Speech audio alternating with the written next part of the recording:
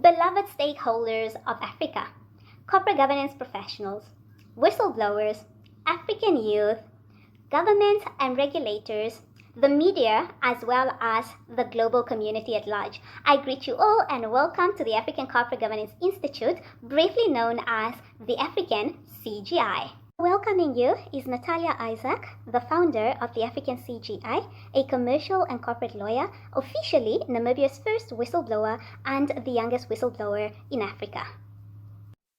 And of course, we know a quick Google search of Natalia Isak will immediately pull up media reports of concern, informing you that Natalia is a problematic, crazy, violent, emotionally unintelligent, angry, etc. employee who was fighting at work and who was suspended for fighting at work, dismissed, fired, etc. etc. Stakeholders of the African CGI.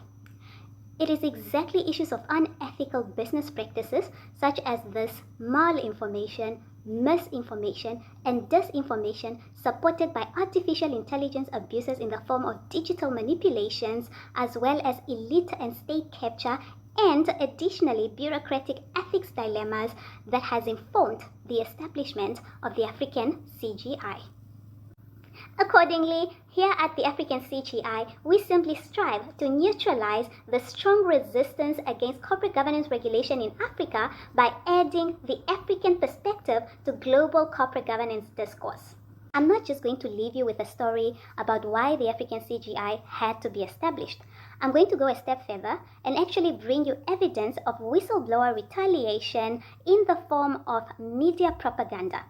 Specifically, in the first quarter of 2024, on this very platform of the African CGI, I am going to bring you my employer's full CCTV footage from the whistleblowing incident as relied upon by this employer at the internal disciplinary hearing against me.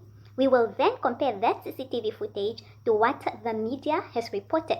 Because it is over 3 years later since the whistleblowing and the whistleblower retaliation occurred, we deem it fair to bring you an update focusing on what the relevant board of directors, government shareholder, as well as regulators have done to resolve the whistleblowing as well as whistleblower retaliation within good time.